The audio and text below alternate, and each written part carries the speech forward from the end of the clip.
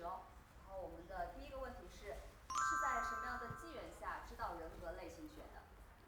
是在大学的变态心理学的选修课上面。在高中的变态心理学的选修课上面。好，那我们第二个问题是，第一次知道自己的人格类型后是什么样的感受？觉得人格类型的描述和自己本人的匹配度高吗？当时看了之后觉得有点太厉害了，这个类型在书里面描述的。那时候觉得匹配度不是很高，过了好几年之后再回去看，发现越来越契合。不，你说测试的话，我第一次测试测出来是 INTP，我当时觉得但看描述感觉有点反社会，但是我觉得好像这个没有那么有点不是那么符合，然后后来就是探索，觉得自己是 INFJ，然后当时肯定是觉得比较符合的嘛，因为它比较像我生活的常态。就是因为我经常要跟很多人接触，我想这不就是我吗？一直在协调关系啊，然后怎么样，对，然后后来又一直到探索到 ISTP， 也就是我发现原来我是 ISTP， 然后就是感觉，我觉得这个还是蛮打开新世界的，就感觉之前的一些知识突然就更加鲜活起来。好的，那么接下来的问题是怎么认识对方的？有没有预判过对方的人格类型？对方是我跟妈妈。对，两位。在 B 站上。感谢 B 站，感谢你们的邀请，我们就此认识了。第一次真实的接触到真人。是的。是在今天这个活动上。是的。对，当然了。我是以为你们之前就已经认识。之前当然就是大家都做这个领域嘛，就是眼熟。他们不是说什么从未关注，从未错过，但当然我关注了。我也关注，是我先关注你的。好，谢谢你。那么知道了对方的人格类型之后，有什么样的感受？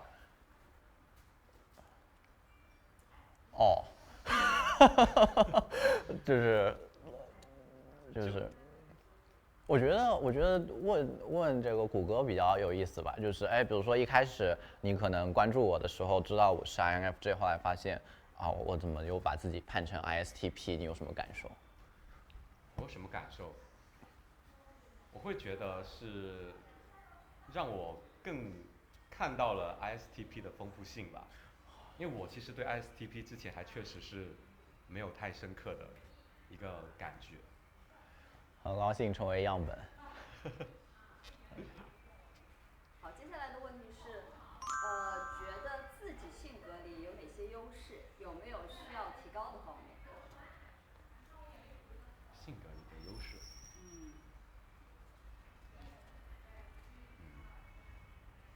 提高的方面想到很多。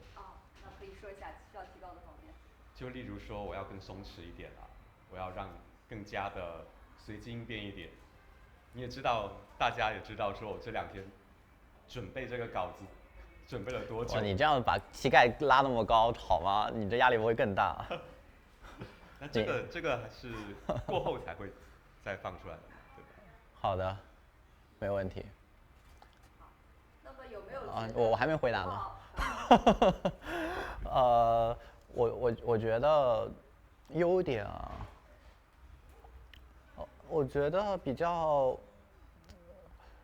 我觉得能够接受很多事情吧。我觉得我的接受度还是比较高的，就好像什么事情都在我的接受范围里。那缺点可能就是也因为这个缘故，有的时候还是会挺节能的，就是有些事情可能我知道它有另外一个版本，但是可能为了节约精力，我可能就不去做它，或者说是想着以后去做它。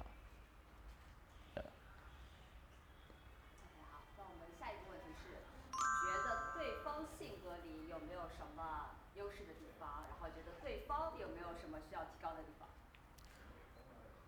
这个，因为我也才跟谷歌接触一天。啊，OK，那但是就是一直听他在准备这个演讲，准备这个演讲，对。我觉得很像 presentation。对，就是做这个分享嘛，我看到他很紧张，对，我觉得可以提高一下。虽然我也紧张，但是就是你要看开一点。我会觉得刷刷这2天聊天有非常多让我觉得真的就是很理性，头脑很清楚，然后给了我非常多的很有用、很有价值的建议。谢谢你。就我会心想说啊，为什么能够这么自信的、这么自如的把一件事情说得这么的严谨？这是我很欣赏的点。谢谢。然后要提高的点嘛，我想不到哎。哇，你现在在我的眼里是完美的。你这样就不对了，你这个也要提高一下，要多发现一下别人的缺点。哦。好，接下来一个问题是，深入学习人格类型之后，对自己最大的改变是什么？我觉得我变得没有那么傲慢了。我会发现从上一个问题就可以看出。是吧？我会发现很多人都有很多的优点，我看到的现在大多数是其他人的优点，而不是其他人的缺点。然后当然也会看到缺点啦，但是缺点的话，我会认为它是合理的，然后它是可以慢慢的有发展，变得更好，而不是说它现在就是一个固定的就是这样子的，一辈子是这样子的。人的话都是动态发展，这是对我来说觉得最大的一个影响。我觉得可能和谷歌正好反过来吧，就是这让我更多的看到自己的缺点。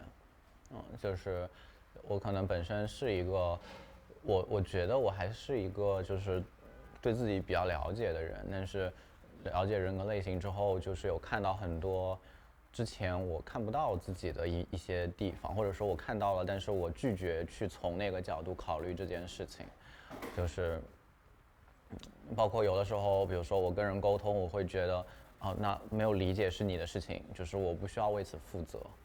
但是我现在开始会更多的思考说是不是我这个观点其实太个人了，可能这个对我来说很能够说得通，也许对他来说从他的视角来看并不是这样。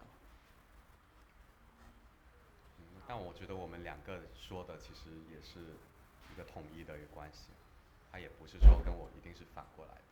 对，就是像对联一样的，就是这种反过来，不是说含义的反过来。好，那么目前可以就是说透露一点自己在人格类型这个领域里后续的发展规划吗？后续的发展规划？太多了，是吧？不知道你要说那我先说好了。你先说。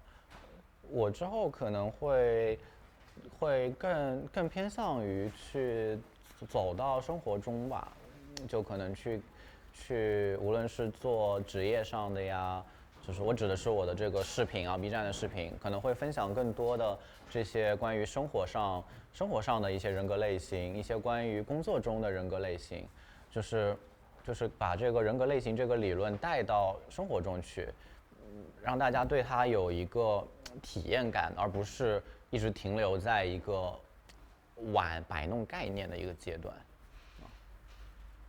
那听说他这样说的话，其实我自己也有这样子的一个趋势。其实，如果是一直有关注我频道的小伙伴，可能也会察觉出来，我最近讲理论的部分越来越少了一些。因为我认为说理论还是要回到实际的，这个是非常重要的一个点，应用性对我来讲很重要。对，我其实当时我在就是催更群，就是跟一些粉丝们聊天，然后有人会说类似于这样的话，就是其实现在看 MBTI 都是重复的东西，能有什么新的东西呢？就是这些东西其实大家都有了。我觉得这个是我同意的。我觉得把一些没有讲过的理论的部分可能补充好，然后有什么新的可以关于理论探讨的讲好。我希望理论它是一个标杆，它不是一个还要去不断的去再解构的一个东西。我一直觉得就是有一个词叫完形崩溃，我特别不喜欢，就是到那一步，就是你看一个东西看的实在太久了，以至于你已经不知道它是什么了。我觉得有一些小伙伴会到这样的一个状态，我也有过这样的状态。对。接下来是对于想要深入学习人格类型的同好，两位有什么建议吗？我建议是先别给自己判刑。我很多，包括我在学课程的时候，很多就是跟我一起学课程的，可能他们都会在名字上，或者说他们会告诉你说我 exploring， 就是我在探索中，对吧？哪怕这样，他们还是可以去了解别人的人格类型，还是可以去，只是说他们通过这个不断的去探索自己，我觉得这个是好的。就是现在这个趋势，就大家还是太快的把这个标签定下来，那之后它其实就成了一个你的滤镜。滤镜可怕的地方在于你不知道它是滤镜。如果是我的话，我会觉得说，大家不要有一种观念，认为说，在人格类型学里面哪一套理论一定更优于哪一套。就例如说，现在很多学习了八维的动力学的理论的小伙伴，学习了阴影功能的小伙伴，可能会认为 MBTI 之前的2分法是非常肤浅的、简单的。但我想告诉大家的是，并不是这样子的，它还是要有一个由浅入深、循序渐进的一个过程。它另外一个领域，它可能会更深入，更加的让你觉得有趣，或者是更加能解释一些更底层的东西。但它不代表它原来的那一套体系是有问题的。接下来一个问题2023年有实现自己的小目标吗？有吧？我一直跟说有一个我的不是小目标了，我的终身成就达成了就是10万粉丝。谢谢。那我就没事，明年就达成了。我的话，一切都在路上，就我会感觉所有的事情都在往一个好的方向发展，但是没有特别的达成到了某个点，就一切都在前进。用一个动物形容对方会是什么？为什么？狐狸。谢谢你啊。好，你这个太难了。用一个动物，你就有。我看着这个颜色什么，真帮你。我想到的是乌龟，对吧？绿色的壳，然后还有一个兔子，是吧？我觉得做龟兔赛跑的乌龟也不错。OK， 所以我是乌龟。Cute 就是可爱的乌龟，就是我只是临时想到的，并不是什么对它的人的一个形容。还有2个问题啊。如果有一天获得了超能力，你希望是什么？超能力啊，基本上这个问题我有一个标化的答案，就是读心术嘛。就是它会让我的生活变得更简单。但我觉得会了读心术之后，可能生活变得更复杂哦。不，因为我觉得我有能力去不读一些东西，就是对我来说，可能我不会是那个因为我能读了就一定要管的人。就是你的读心术，它不是一种被动技能，是一种可以主动发动的。就是我想看穿的时候就可以读它，是这样子的。Right。这我觉得这个好像我也没考虑到这一层。那如果这样，我就加上你说的这个，就是可以关的，就是我想读谁的时候读谁，就不然的话那就不是能力了。我觉得那个东西是个诅咒啊，就是你所有的声音都在你的脑海里。那我觉得这个读心术我也挺想要的，可以控制的读心术。最后一题啊，对 Life 的印象如何？会向周围的朋友推荐 Life 吗？就很有活力，然后很年轻，然后设计好精美，就作为一个设计师发由衷的感觉，这里的设计非常好。那当然是会向亲友推荐。我自己都想说下次过来还是住这里。那肯定啊，对吧？你都认识 Brenda 了，肯定住这里，说不定还有个折扣。有，啊，谢谢，赚到了。我觉得就是比较轻松吧，相对来说，包括像是就是整个的一个氛围啊，是一种比较真实的轻松感，它并不是一种没有那么多，我会说没有那么多面子工程。就是很多它都是一个以舒适为体验，就是包括其实像这种设计，我觉得也是一种舒适度的一种嘛，就是你的环境很漂亮，这也是最重要的，至少对我来说很重要。